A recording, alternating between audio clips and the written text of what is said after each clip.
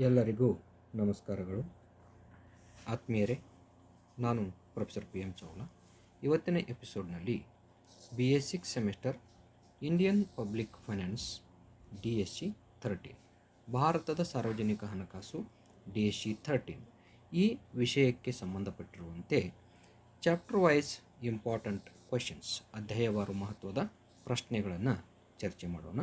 ಅದಕ್ಕಿಂತ ಮುಂಚೆ ಈ ಮಹತ್ವದ ಪ್ರಶ್ನೆಗಳನ್ನು ಕೊಡಲಿಕ್ಕೆ ಮುಖ್ಯವಾಗಿರ್ತಕ್ಕಂಥ ಕಾರಣಗಳನ್ನು ಇಲ್ಲಿ ಕೊಟ್ಟಿದ್ದೀನಿ. ಓಕೆ ಆತ್ಮೀಯರೇ, ವಿಡಿಯೋವನ್ನು ಪ್ರಾರಂಭ ಮಾಡೋ ಮುಂಚೆ ತಾವಿನ್ನೂ ಕೂಡ ಸಬ್ಸ್ಕ್ರೈಬ್ ಆಗಿಲ್ಲ ಸಬ್ಸ್ಕ್ರೈಬ್ ಮಾಡ್ಕೊಳ್ಳಿ. ದಯವಿಟ್ಟು ನಿಮ್ಮೆಲ್ಲ ಸ್ನೇಹಿತ ಮಿತ್ರರಿಗೆ ಈ ಒಂದು ವಿಡಿಯೋವನ್ನು ಶೇರ್ ಮಾಡಿ. ಏನಾದರೂ ಸಂದೇಹಗಳಿದ್ದರೆ ಕಮೆಂಟ್ ಮಾಡಿ ಎಂದು ಹೇಳುತ್ತಾ ವಿಡಿಯೋವನ್ನು ಪ್ರಾರಂಭ ಮಾಡೋಣ. Chapter number 1 marks questions. ಸಾರ್ವಜನಿಕ ಹಣಕಾಸು ಎಂದರೇನು? What is public finance? ಸಾರ್ವಜನಿಕ ಹಣಕಾಸನ್ನು ವ್ಯಾಖ್ಯಾನಿಸಿರಿ. Define public finance. Third one, ತೆರಿಗೆಯ ಅರ್ಥ ನೀಡಿ. Give the meaning of tax. Fourth one, ಪ್ರತ್ಯಕ್ಷ ತೆರಿಗೆ ಎಂದರೇನು? What is direct tax? Fifth one, ಪರೋಕ್ಷ ತೆರಿಗೆಯ ಅರ್ಥ ನೀಡಿ. Give the meaning of indirect tax. Sixth one, GSTಯನ್ನು ವಿಸ್ತರಿಸಿ. Expand GST. ಸೆವೆಂತ್ ಒನ್, ಭಾರತದಲ್ಲಿ GST ಎಂದು ಜಾರಿಗೆ ಬಂತು? When introduced GST in India? Watt ಅನ್ನು ವಿಸ್ತರಿಸಿ. Expand watt. ಮಾಡ್ ವ್ಯಾಟ್ ಅನ್ನು ವಿಸ್ತರಿಸಿ. ಎಕ್ಸ್ಪ್ಯಾಂಡ್ ಮಾಡ್ ವ್ಯಾಟ್. ಸಾರ್ವಜನಿಕ ಆದಾಯದ ಅಥವಾ ವರಮಾನದ ಯಾವುದಾದರೂ ಎರಡು ಮೂಲಗಳನ್ನು ತಿಳಿಸಿರಿ. State any two sources of public revenue. Chapter 2 1 marks questions.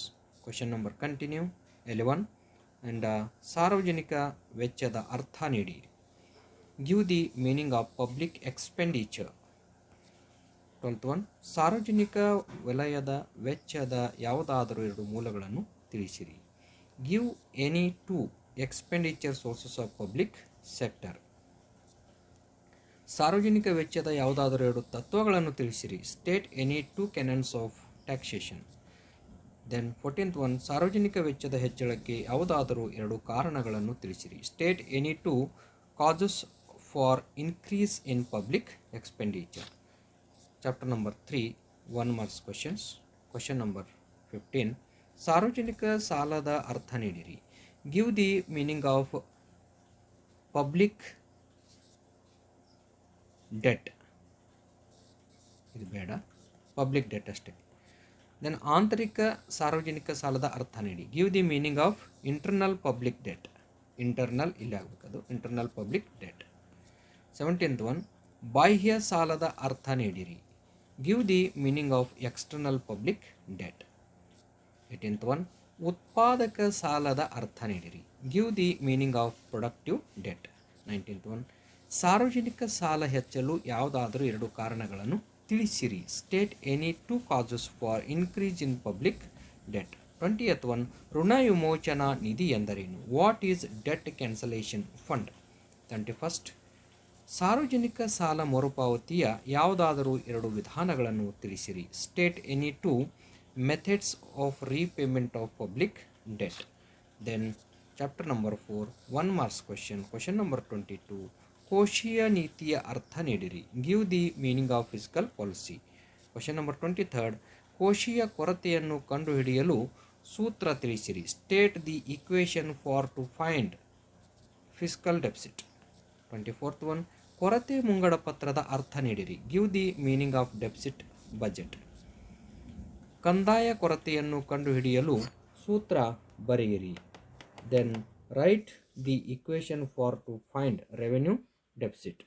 Then bank ದರ ನೀತಿ ಎಂದರೇನು? What is bank rate policy. 27th one, ಮುಂಗಡ ಪತ್ರದ ಅರ್ಥ ನೀಡಿರಿ. Give the meaning of budget. ಹೆಚ್ಚುವರಿ ಮುಂಗಡ ಪತ್ರ ಎಂದರೇನು? What is surplus budget. 29th one, ಅಂತಾರಾಷ್ಟ್ರೀಯ ಸಾಲದ ಅರ್ಥ ನೀಡಿರಿ.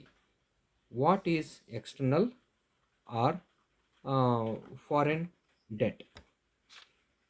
Chapter 1 5 marks questions. Question number 1, ತೆರಿಗೆಯ ಆದಾಯದ ಮೂಲಗಳನ್ನು ಕುರಿತು ಸಂಕ್ಷಿಪ್ತವಾಗಿ ವಿವರಿಸಿರಿ. Briefly explain about sources of tax revenue. Then second one, ಸರಕು ಮತ್ತು ಸೇವಾ ತೆರಿಗೆಯನ್ನು ಕುರಿತು ಚರ್ಚಿಸಿರಿ. Discuss about goods and service taxes. Third one ವೈಯಕ್ತಿಕ ಆದಾಯ ತೆರಿಗೆಯನ್ನು ಕುರಿತು ವಿವರಿಸಿರಿ. Explain about personal income tax. Fourth one ಮಾರ್ಪಡಿಸಿದ ಮೌಲ್ಯವರ್ಧಿತ ತೆರಿಗೆಯನ್ನು ಕುರಿತು ಒಂದು ಕಿರು ಟಿಪ್ಪಣಿ ಬರೆಯಿರಿ. Write a brief note on mode VAT. ಸರಕು ಮತ್ತು ಸೇವಾ ತೆರಿಗೆಯ ಲಕ್ಷಣಗಳನ್ನು ತಿಳಿಸಿರಿ. State the features of goods and service tax. Chapter number 2 5 marks questions. Question number 6 ಸಾರ್ವಜನಿಕ ವೆಚ್ಚ ಎಂದರೇನು? ಸಾರ್ವಜನಿಕ ವೆಚ್ಚದ ಪ್ರಕಾರಗಳನ್ನು ತಿಳಿಸಿರಿ. What is public expenditure? State the types of public expenditure. Seventh one ಶೂನ್ಯಾಧಾರಿತ ಆಯವ್ಯಯ ಎಂದರೇನು? ಅದರ ಪ್ರಧಾನ ಲಕ್ಷಣಗಳನ್ನು ತಿಳಿಸಿರಿ. What is zero based budget? State the main features. Eight one ರಾಜಸ್ವ ಅಥವಾ ಕಂದಾಯ ಕೊರತೆಯ ಉದಾಹರಣೆ ಸಮೇತ ಬರೆಯಿರಿ. Write about physical deficit with suitable example. Chapter number 3 5 marks questions. Question number 9 ಸಾರ್ವಜನಿಕ ಸಾಲದ ಉದ್ದೇಶಗಳನ್ನು ತಿಳಿಸಿರಿ. State the objectives of public ಡೆಪ್ಟ್. 10th one ಸಾರ್ವಜನಿಕ ಸಾಲದ ಮರುಪಾವತಿ ವಿಧಾನಗಳನ್ನು ಪರಿಶೀಲಿಸಿರಿ. Examine the methods of repayment of public debt. 11th one ಸಾರ್ವಜನಿಕ ಸಾಲದ ವರ್ಗೀಕರಣ ಕುರಿತು ಸಂಕ್ಷಿಪ್ತವಾಗಿ ವಿವರಿಸಿ. Explain in brief about the classification of public debt. 12th one ಸಾರ್ವಜನಿಕ ಋಣಭಾರ ನಿರ್ವಹಣೆಯ ತತ್ವಗಳನ್ನು ಕುರಿತು ವಿವರಿಸಿರಿ ಅಥವಾ ಚರ್ಚಿಸಿರಿ. Discuss about principles of public debt management. 13th one 16ನೇ ಹಣಕಾಸು ಆಯೋಗದ ಶಿಫಾರಸುಗಳನ್ನು ತಿಳಿಸಿರಿ. State the recommendations of 16th finance commission. Chapter number 4 5 marks questions. Question number 14 ಕೋಶೀಯ ನೀತಿ ಅರ್ಥ ನೀಡಿ ಧ್ಯೇಯೋದ್ದೇಶಗಳನ್ನು ವಿವರಿಸಿರಿ. Give the meaning of fiscal policy and explain about objectives of fiscal policy. Next ಹಣಕಾಸು ನೀತಿಯ ಧ್ಯೇಯೋದ್ದೇಶಗಳನ್ನು ಕುರಿತು ವಿವರಿಸಿರಿ. Explain about objectives of monetary policy. 16th one ಪರಿಮಾಣಾತ್ಮಕ ಸಾಲ ನಿಯಂತ್ರಣ ವಿಧಾನಗಳನ್ನು ವಿವರಿಸಿ. Explain about quantitative credit control measures. Chapter number 1 10 marks questions. Question number 1 ಸಾರ್ವಜನಿಕ ವರಮಾನದ ಮೂಲಗಳನ್ನು ವಿವರಿಸಿರಿ. Explain the sources of public revenue. Second one ಮೌಲ್ಯವರ್ಧಿತ ತೆರಿಗೆಯನ್ನು ವಿವರಿಸಿರಿ. Explain about value added tax. Third one ಸರಕು ಮತ್ತು ಸೇವಾ ತೆರಿಗೆಯನ್ನು ಕುರಿತು ಒಂದು ಸಮಗ್ರ ಟಿಪ್ಪಣಿ ಬರೆಯಿರಿ. Write a detailed note on GST. Number 4 ತೆರಿಗೆ ಸುಧಾರಣಾ ಸಮಿತಿಗಳ ಮೇಲೆ ಬೆಳಕು ಚೆಲ್ಲಿ. Focus on tax reform committees. Chapter number 2 10 marks questions. Question number 5 ಸಾರ್ವಜನಿಕ ವೆಚ್ಚದ ಪ್ರಕಾರಗಳನ್ನು ಕುರಿತು ಚರ್ಚಿಸಿರಿ. Discuss on types of public expenditure. 6th one ಕೋಶೀಯ ಕೊರತೆಯ ಹೆಚ್ಚಳಕ್ಕೆ ಪ್ರಮುಖ ಕಾರಣಗಳನ್ನು ತಿಳಿಸಿರಿ. Discuss about the causes for increase in physical deficit. 7th one ಸಾರ್ವಜನಿಕ ವೆಚ್ಚದ ಹೆಚ್ಚಳಕ್ಕೆ ಕಾರಣವಾದ ಅಂಶಗಳನ್ನು ವಿವರಿಸಿರಿ. Explain the causes for increase in the public expenditure. 8th one ಸಾರ್ವಜನಿಕ ವೆಚ್ಚದ ಪರಿಣಾಮಗಳನ್ನು ಕುರಿತು ಒಂದು ಸಮಗ್ರ ಟಿಪ್ಪಣಿ ಬರೆಯಿರಿ. Write a detailed note on effects of public expenditure. 9th one ಭಾರತದ ವೆಚ್ಚ ಸುಧಾರಣಾ ಆಯೋಗದ ಪ್ರಮುಖ ಶಿಫಾರಸುಗಳನ್ನು ಅವಲೋಕಿಸಿರಿ.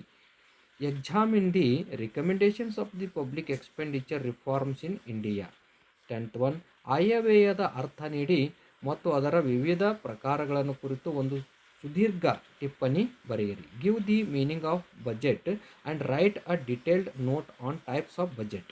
11th ಒನ್ ಪ್ರಸ್ತುತ ಒಕ್ಕೂಟ ಆಯವ್ಯಯದ ಕುರಿತು ವರ್ಣಿಸಿರಿ. Narrate the current union budget. Chapter number 3 10 marks questions. Question number 12 ಸಾರ್ವಜನಿಕ ಸಾಲದ ಉದ್ದೇಶಗಳನ್ನು ಕುರಿತು ವಿವರಿಸಿರಿ. Explain about objectives of public debt. 13th one ಸಾರ್ವಜನಿಕ ಸಾಲದ ಅವಶ್ಯಕತೆಗಳನ್ನು ವಿವರಿಸಿರಿ. Explain about need of public debt. 14th one ಸಾರ್ವಜನಿಕ ಸಾಲದ ಮೂಲಗಳನ್ನು ಪರಿಶೀಲಿಸಿರಿ. Examine the sources of public debt.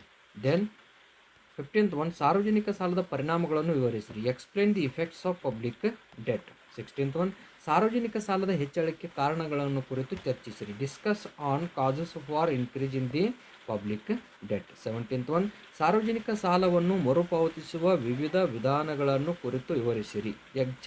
Explain the methods of repayment of the public debt. Chapter number 4 10 marks questions. Question number 18 ಆರ್ಥಿಕ ಅಭಿವೃದ್ಧಿಯಲ್ಲಿ ಕೋಶೀಯ ನೀತಿಯ ಪಾತ್ರವನ್ನು ಸಾದರಪಡಿಸಿರಿ. Narrate the role of physical policy in economic development. 19th one ಹಣಕಾಸು ನೀತಿಯ ಮಹತ್ವವನ್ನು ಕುರಿತು ವಿವರಿಸಿರಿ. Explain about importance of monetary policy. 17th one, ಹಣಕಾಸು ನೀತಿಯ ಸಾಧನಗಳನ್ನು ಕುರಿತು ಒಂದು ಸಮಗ್ರ ಟಿಪ್ಪಣಿ ಬರೆಯಿರಿ. Write a detailed note on instruments of money supply. ಆತ್ಮೀಯರೇ, ಇದರೊಟ್ಟಿಗೆ ನಿಮಗೆ 10 ಅಂಕಕ್ಕಾಗಿಯೇ ಒಂದು ಕೇಸ್ಲೆಟನ್ನು ಕೇಳುವಂಥ ಸಾಧ್ಯತೆ ಬಹಳಷ್ಟು ಪ್ರಶ್ನೆ ಪತ್ರಿಕೆಗಳನ್ನ ಅವಲೋಕನ ಮಾಡಿದಾಗ ಕಂಡು ಬಂದಿದೆ. ಹೀಗಾಗಿ ಏನಪ್ಪ ಅಂತಂತಂದರೆ ಒಂದು ಪ್ರಶ್ನೆಯನ್ನು ಈ ರೀತಿಯಾಗಿ ಕೊಟ್ಟಿದ್ದಾರೆ ನೋಡಿ. Discuss the types of budget deficits and calculate physical deficit from the information given below ಅಂಥೇಳಿ. ಇಲ್ಲಿ ರೆವೆನ್ಯೂ ರಿಸಿಪ್ಟ್ಸ್ ಎಷ್ಟಿದೆ? ₹64,950 crores. Second one, capital receipts in the form of recoveries of loans and other liabilities, that is 6,710. And third one, total expenditure, that is ₹1,15,310 crores. ಈ ರೀತಿಯಾಗಿ ಇಲ್ಲಿ ಕೇಳಿರ್ತಕ್ಕಂಥದ್ದು ಕನ್ನಡದಲ್ಲಿ as it is ಇರ್ತಕ್ಕಂಥ ಒಂದು ಅಂಶಗಳನ್ನು ಇಲ್ಲಿ ಅವಲೋಕನ ಮಾಡ್ತೀವಿ. ಆತ್ಮೀಯರೇ, ಈ ಸಂದರ್ಭದಲ್ಲಿ ನಿಮಗೆ ಹೇಳ್ತಕ್ಕಂಥದ್ದು ಏನು ಅಂತಂದರೆ, ಈ ಕೇಸ್ ಸ್ಟಡಿಯನ್ನು ಬಿಡಿಸಿರ್ತಕ್ಕಂಥ ಕೇಸ್ ಸ್ಟಡಿ ನಿಮಗೇನಾದರೂ ಅವಶ್ಯಕತೆ ಇತ್ತಂದರೆ ದಯವಿಟ್ಟು ಕಮೆಂಟ್ ಮಾಡಿ ತಿಳಿಸಿ. ಸರ್, ನಮಗೆ ಈ ಕೇಸ್ ಸ್ಟಡಿಯನ್ನು ಬಿಡಿಸಿಕೊಡಿ ಅಂಥೇಳಿ ನಿಮಗೆ ಉತ್ತರ ಸಮೇತ ಈ ಕೇಸ್ ಸ್ಟಡಿಯನ್ನು ಬಿಡಿಸಿಕೊಡ್ತಕ್ಕಂಥ ಕೆಲಸ ಮುಂದಿನ ವಿಡಿಯೋನಲ್ಲಿ ಮಾಡ್ತಾ ಇದ್ದೇನೆ.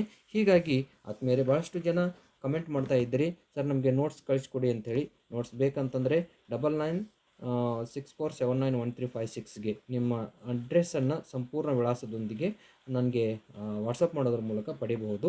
ಸೊ ಕೆಲವೊಂದು ಇ ಬುಕ್ ಕೂಡ ಸಿಗ್ತಾ ಇದೆ, ಅದನ್ನು ಕೂಡ ಪಡ್ಕೊಳ್ಬೋದು. ಇದ್ರ ಜೊತೆಗೆ ಏನಪ್ಪ ಅಂತಂತಂದರೆ, ನೀವು ಅನೇಕ ಆಂಗ್ಲ ಮಾಧ್ಯಮದ ವಿದ್ಯಾರ್ಥಿಗಳಾಗಿದ್ದರೆ ಅನೇಕ ಒಳ್ಳೊಳ್ಳೆ ಪುಸ್ತಕಗಳಿದ್ದಾವೆ. ಅವುಗಳು ಬೇಕು ಅಂತಂದರೆ ಕಮೆಂಟ್ ಮಾಡಿ ತಿಳಿಸಿ. ಕಮೆಂಟ್ನಲ್ಲಿ ನಿಮಗೆ ಯಾವ ಪುಸ್ತಕ ಓದಬೇಕು ಅನ್ನುವಂಥದ್ದನ್ನು ತಿಳಿಸ್ತಾ ಇದ್ದೇನೆ. ವಿಡಿಯೋವನ್ನು ವೀಕ್ಷಣೆ ಮಾಡಿರ್ತಕ್ಕಂಥ ನಿಮ್ಮೆಲ್ಲರಿಗೂ ಶುಭವಾಗಲಿ. ಧನ್ಯವಾದಗಳು. ನಮಸ್ಕಾರ.